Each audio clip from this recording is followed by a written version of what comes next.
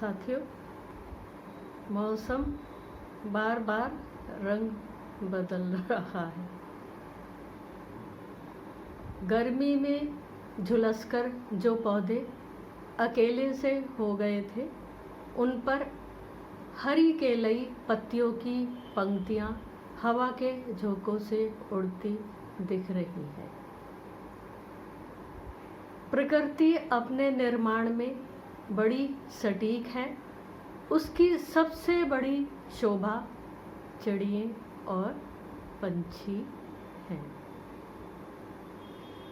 जो सूखी डालियों से किस मीनाकारी की तरह घोंसले को सिर्फ बच्चे देने के लिए बनाती हैं और फिर उड़ती हैं, इस बहुत ही सुंदर प्रकृति का भरपूर आनंद लेने के लिए। चिड़ियों के पास यदि मानव जैसी भाषा होती तो वो हमारी बहुत ही अच्छा गुरु होती।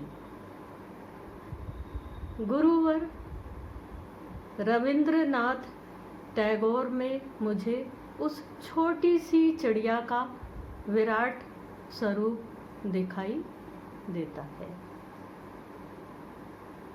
जो स्वतंत्र है, निर्माण जानती है, संगीत फैलाती है और प्रकृति को फलता फूलता देख प्रसन्न होती है।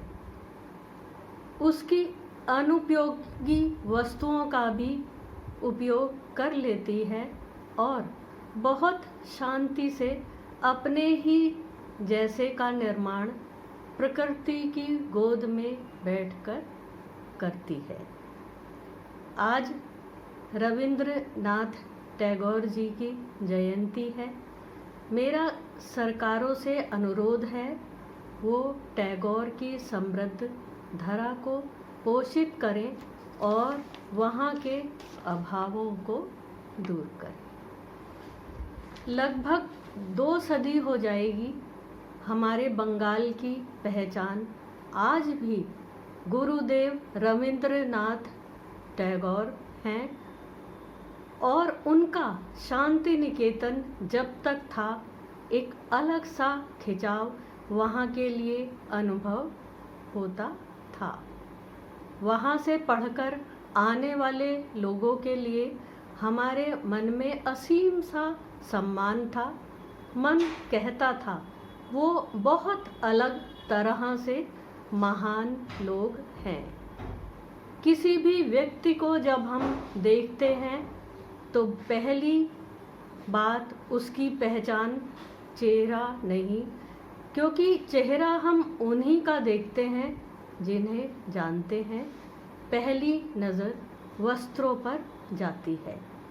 एक अलग पहनावा, विस्तार सा दिखता धवल चांदनी जैसा। उसके बाद यदि उन्हें पहचानते हैं तो ध्यान फिर स्टेटस पर पहुंचता है। सामान्य व्यक्ति के लिए यानी धन और संसाधन देखते हैं। यहाँ हम गलती कर रहे होते हैं। सिर्फ धन या सामान ही नहीं, और भी बहुत कुछ होता है जिससे व्यक्ति धनी होता है या जो समृद्धि के रूप में उसकी जमा पूंजी होती है या उसकी पहचान बनती है। गुरुदेव रविंद्रनाथ टैगोर के शिष्य उनका वही धन या समृद्धि है। ये स्थिति उनकी कुंडली के दूसरे भाव से पूर्णतः स्पष्ट होती है। टैगोर अपने समय के सबसे धनी व्यक्ति थे और अब भी उनकी संपदा का साम्राज्य न तो खत्म हुआ न होने वाला है और बहुत विशाल है। उनकी वाणी का ओजस्व, साहित्य में उनकी विविध विधाएं, संगीत में उनकी पहचान, सब कुछ अब भी हूबहू याद है और उनकी वो धरोहर सुरक्षित है। वे सचमुच बहुत धनी थे। उनकी संपदाओं का संसार बहुत बड़ा था। टैगोर की कुंडली एक रेयर कुंडली है। हर ग्रह अपने सुंदरतम रूप में सबसे सही स्थान पर विराजित। यदि वो भी एक बहुत अच्छे संतुलन और 1, 5, 9, 2, 4 स्थान का अद्भुत संयोग लिए हुए संघर्ष का और स्वयं के संघर्ष का या स्वयं के संघर्ष द्वारा संसार को रोशनी देना उनकी कुंडली की सबसे बड़ी विशेषता है। 7 मई 1861 को, क्षमा कीजिएगा, 7 मई 1861 को दोपहर में 2 बजे के आसपास कलकत्ता में उनका जन्म हुआ, जब सूर्य अपने चरम पर था। कुंडली मीन लग्न की है। पंचमेश लग्न में उच्च का सूर्य धन के कारक शुक्र के साथ और अपने मित्र बुध की युति में जो सुखेश भी है, एक अनोखा संगम।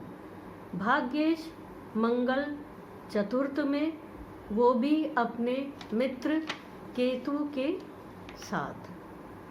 भाग्येश और चतुर्थेश में राशि परिवर्तन।